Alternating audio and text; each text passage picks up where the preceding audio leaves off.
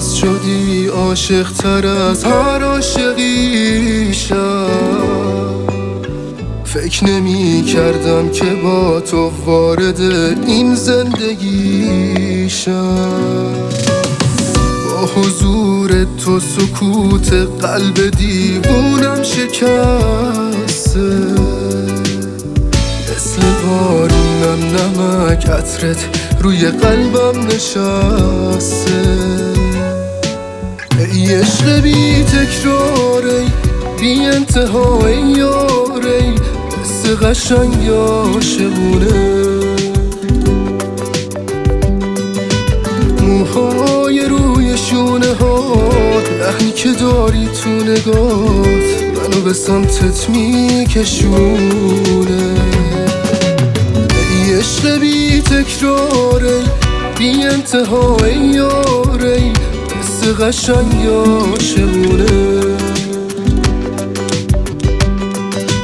موهای روی شونه هات، لحنی که داری تو نگات منو به سمتت میکشونه.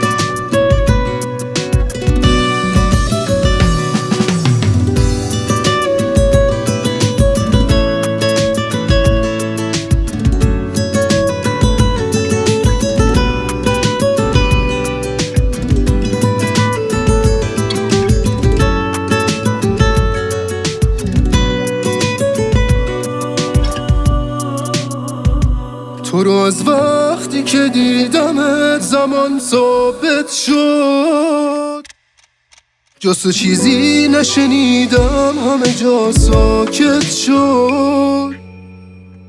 همه ی عطرای دنیا مثل قهوه شد برام، تنها عطری که دوستش دارم بوی شالت شد. ای عشق بی تکرار، ای بی انتها، ای یار، ای قصه قشنگ عاشقونه. موهای روی شونه هات، لحنی که داری تو نگات منو به سمتت میکشونه. ای عشق بی تکرار، ای بی انتها، ای یار، ای قصه قشنگ عاشقونه. موهای روی شونه هات، لحنی که داری تو نگات منو به سمتت میکشونه.